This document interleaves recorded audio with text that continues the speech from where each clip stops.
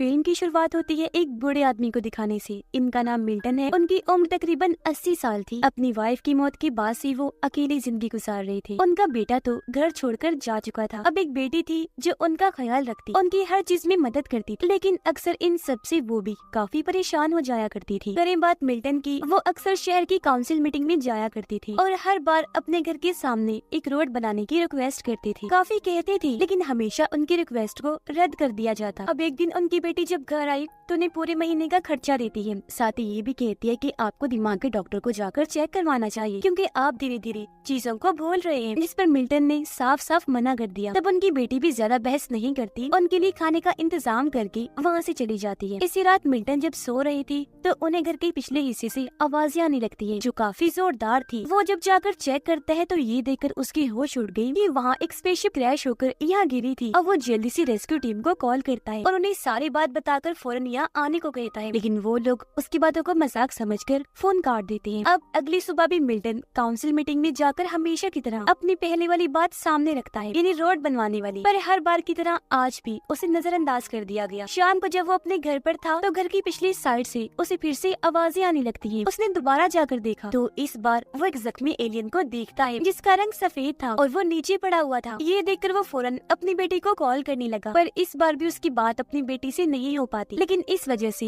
वो काफी परेशान हो गया था। सुबह एक बार फिर वो काउंसिल मीटिंग में गया। इस बार मिल्टन की पड़ोसन जो राइटर थी वो सामने आती है। कहने लगी कि मैंने एक किताब लिखी है जिसमें बूढ़े लोग जो अकेली रह जाती है वो छोटे और जवान लोगों के लिए मैंने किताब में लिखा है कि उन्हें आपस में बातचीत करके अकेलेपन को दूर करना चाहिए। वो कहती है कि मेरी रिक्वेस्ट है, मैं पूरे शहर में इस चीज के पोस्टर्स लगवाना चाहती हूँ। जिस पर काउंसिल के लोग मान गए। काफी खुश भी थी इस प्रोग्राम के लिए। जिसके बाद मिल्टन सामने आया जहाँ इस बार वो ये शिकायत करता है कि मेरे घर में एलियन है। उस एलियन की स्पेसशिप मेरे घर में क्रैश हुई है जिससे मेरा पूरा गार्डन, सारे पौधे खराब हो गए हैं। जाहिर है उसकी इस बात पर कोई भी यकीन नहीं करता, तो इस बात को नजरअंदाज कर दिया गया। जिस बात से मिल्टन को गुस्सा आया और वो यहाँ से बाहर आ गया। वो जब घर जा रहा था तो उसके पड़ोसन राइटर और एक दूसरी पड़ोसन सिंगर वहाँ पर आई जो भी मिल्टन पर गुस्सा करने लगती है कि तुम इस तरह की फजूल बातें ना किया करो वरना कोई भी बुजुर्ग लोगों की बातों पर यकीन नहीं करेगा। अब मिल्टन को लगा कि वो एलियन मर गया होगा, इसीलिए वो घर के पीछे गार्डन में दोबारा जाता है। पर वो एलियन अभी भी जिंदा था, बस उसकी हालत खराब थी। जख्मी हालत में वो जमीन पर पड़ा था। मिल्टन को इस बार उस पे तरस आ गया,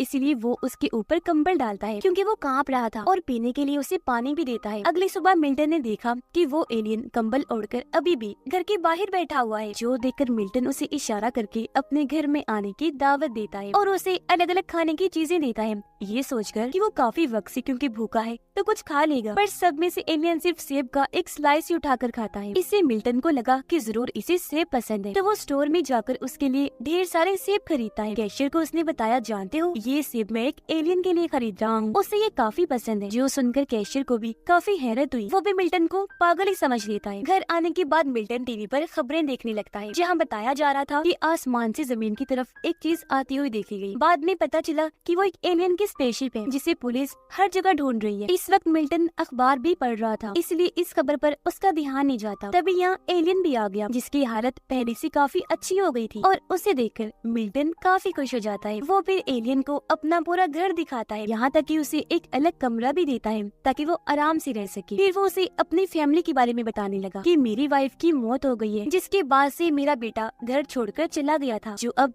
कैलिफोर्निया में रह रहा है और बेटी भी कभी कभी आ जाती है। जिसके बाद मिल्टन टीवी देखने लगा। वो अपना पसंदीदा डांस प्रोग्राम देखने लगा। एलियन को देखने को कहता है, ये कहकर कि तुम्हें ये बहुत पसंद आएगा। अगले दिन मिल्टन की बेटी जब स्टोर में सामान खरीदने गई तो कैशियर ने उसे बता दिया कि तुम्हारे डैड एलियन की बात कर रहे थे। उनका कहना था कि मैं सेब एलियन के लिए ही ले रहा हूँ। ये बात सुनकर जाहिर है उसे भी काफी अजीब लगा, इसीलिए वो आधी छुट्टी लेकर अपने डैड के घर गई। उन्हें फिर से कहती है कि अब दिमाग के डॉक्टर के पास जाएं, अपना चेकअप करवाएं। इस बार मिल्टन वैसे ही हाँ बोल देता है, जिस वजह से उसकी बेटी वहाँ से चली जाती है। तभी मिल्टन के पास पड़ोसन राइटर की कॉल आई। वो कहती है कि मुझे तुम्हारा प्रिंटर इस्तेमाल करना है। इस पर मिल्टन कहता है कि हाँ कर लो, घर आ जाओ तुम। जिसके कुछ ही देर के बाद राइटर घर आ जाती है। वो जैसे कमरे में गई वहाँ एलियन को बैठा हुआ देख लेती है, जिस पर वो काफी चौंक जाती है। अब मिल्टन उसे घर के पिछले हिस्से में लेकर गया, बताता है कि देखो ये इसकी स्पेसशिप है। उस दिन मैं झूठ नहीं कह रहा था कि घर में एलियन है, ये उसी दिन ही आया था। राइटर को भी वो एलियन काफी मासूम लगता है। उसे अंदाजा हो गया था ये कोई नुकसान पहुंचाने वाला एलियन नहीं है, इसीलिए वो मिल्टन को कहती है कि हमें कैसे भी करके इसे गवर्नमेंट से छुपा के रखना है, क्योंकि गवर्नमेंट के लोग एलियंस और बाहरी दुनिया के क्रिएचर्स पर उल्टे सीधे एक्सपेरिमेंट्स तजुर्बे करते हैं। पता नहीं वो इसके साथ क्या सलूक करेंगे, जिस पर मिल्टन भी मान जाता है। इसी बीच राइटर की दोस्त जो उनकी पड़ोसन भी थी इनकी सिंगर, वो ये देखकर सोच में पड़ जाती है कि राइटर की गाड़ी मिल्टन के घर के बाहर क्यों खड़ी है। उसे समझ नहीं आ रही थी कि आखिर वो उसके घर गए क्यों हैं। अब दिखाया गया कि गवर्नमेंट पूरी कोशिश कर रही है कि वो कैसे भी करके उस एलियन स्पेसशिप को खोज निकाले। इस बार उनके साथ FBI भी शामिल हो गई थी। और अब ऐसे ही कुछ दिन गुजर जाते हैं जहाँ एलियन आराम से मिल्टन के साथ रह रहा था। एक दिन मिल्टन नोटिस करता है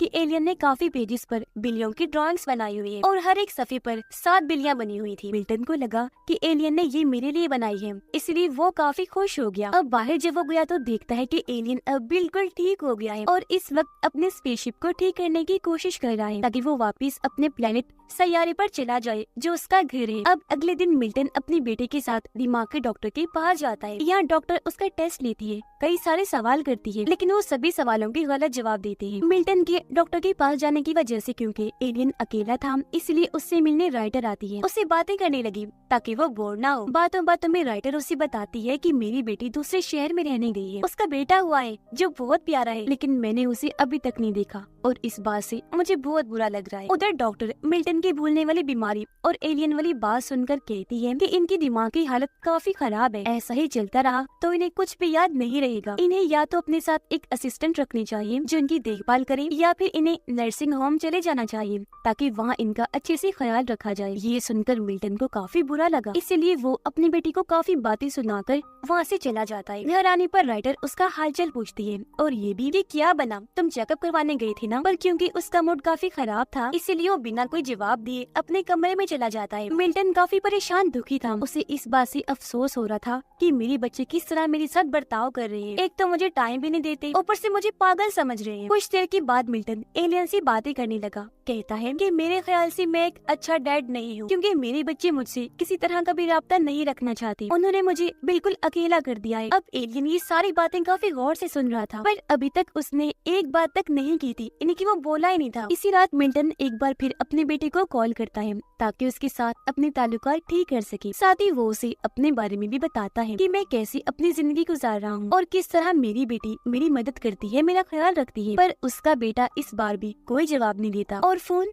काट देता है, जिससे मिल्टन को काफी बुरा लगा। अगले दिन राइटर एलियन के लिए एक टी-शर्ट लेकर आती है और उसका नाम जूल्स रखती है, जो इस फिल्म का नाम भी है। अब सिंगर अपने घर में खबरें देख रही थी जिसमें बताया जा रहा था कि जो कोई भी आसमान से क्रैश होने वाली स्पेसशिप के बारे में बताएगा उसे इनाम दिया जाएगा। उसके दिल में ख्याल आया कि ये इनाम मैं पाना चाहती हूँ। वो सोचती है कि मिल्टन ने भी एक बार कहा था कि मेरे घर में एलियन की स्पेसशिप क्रैश हुई है, इसीलिए वो चुपके से उसके घर गई, जहाँ वो मिल्टन राइटर के साथ एलियन को बैठा हुआ देखती है। वो जब सामने आई तो ये लोग उसे भी घर के अंदर बुला लेते हैं, लेकिन मिल्टन को उसका आना पसंद नहीं आता। इसके बाद मिल्टन उन दोनों को एलियन इन्हीं जूल्स की बनाई हुई वो बिल्लियों वाले ड्राइंग्स दिखाता है, जो देख सिंगर कहती है कि शायद वो इन ड्राइंग्स के जरिए तुमसे कुछ कहना चाह रहा है।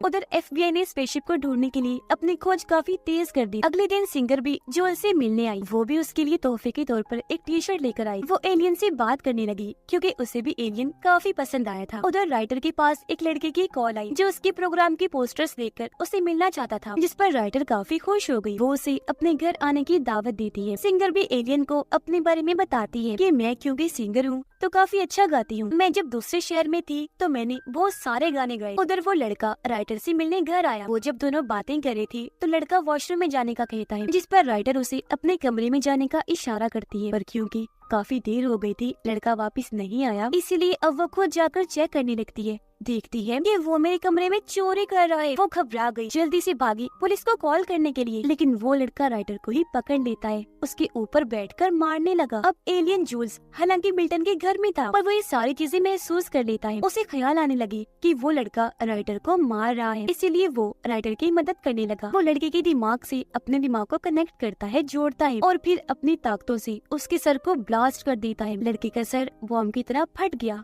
और ऐसी उसकी मौत हो गई। कुछ देर के बाद वहाँ पुलिस आई और उन्हें समझ नहीं आ रही थी कि लड़के की मौत ऐसे कैसे हो गई। राइटर ने भी हालांकि उन्हें सब कुछ बताया, पर अभी भी पुलिस पूरी तरह कंफ्यूज थी। उन्हें समझ नहीं आ रही थी कि भला ऐसे कौन मर सकता है। तो इसी वजह से ये केस सीधा FBI के पास चला जाता है। तो अब से वो लोग राइटर पर नजर रखने लगते हैं। राइटर को अब तक समझ आ गई थी कि मेरी मदद और किसी ने नहीं बल्कि एलियन जूल्स ने अपनी ताकतों से की है, इसीलिए वो मिल्टन के घर आकर सीधा एलियन के पास गई। रोती रोती उसके गले से लग जाती है, उसका शुक्रिया अदा करती है कि तुमने मेरी जान बचाई। अगले दिन मिल्टन जब स्टोर में गया तो वहाँ उसकी बेटी अपने डैड से मिलने आई। वो मिल्टन से जवाब पूछती है, डैड आपने इतनी सारी सेब क्यों खरीदे हैं? पर वो उसे नजरअंदाज करके वहाँ से चला जाता है। अब ये चारों जब खाना खा रही थी तो इन्हें अजीब सी बदबू आने लगी। बाहर जब ये चेक करने गए तो पता चला कि एलियन एक मरी हुई बिल्ली को अपने साथ लाया है, जिससे इन लोगों ने ये अंदाजा लगाया कि किसी वजह से एलियन को 7 बिल्लियाँ चाहिए। इसी वजह से जूल्स हर सफे पर 7 ही बिल्लियाँ बनाता है। एक मरी हुई बिल्ली तो जूल्स ले आया,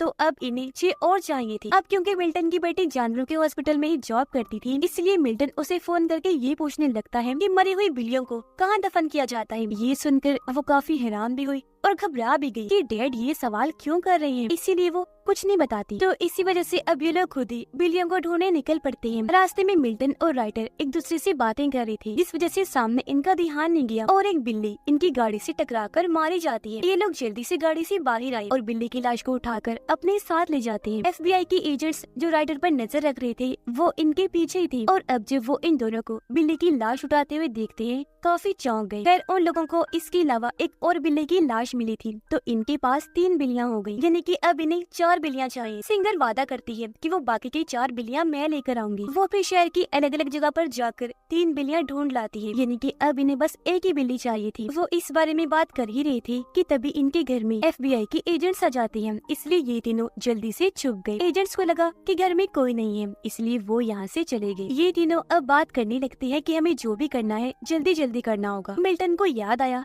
कि सिंगर की भी एक बिल्ली है जो बीमार है, इसलिए वो उस बिल्ली को लाने का कहता है। ये सुनकर सिंगर को बहुत गुस्सा आया, उसे दुख भी हुआ, इसलिए वो अपनी गाड़ी में आकर रोने लगती है कि कैसे मेरी बिल्ली इतने वक्त से बीमार है। कुछ ही देर में राइटर भी गाड़ी में आकर बैठ गई, उसे संभालती है कि तुम मत रो, और मिल्टन की तरफ से मैं माफी मांगती हूँ। इस पर वो कहती है कि नहीं, मिल्टन सही कह रहा है, मेरी बिल्ली काफी वक्त से बीमार है, ना वो देख सकती है ना वो सुन सकती है, वो तकलीफ में है। मुझे कब से ही उसे मौत की नींद सुला देना चाहिए था ताकि वो तकलीफ में ना रहे, पर मैंने उसे इसलिए नहीं मारा क्योंकि वो मेरे साथ रहकर मेरे अकेलेपन को दूर करती थी।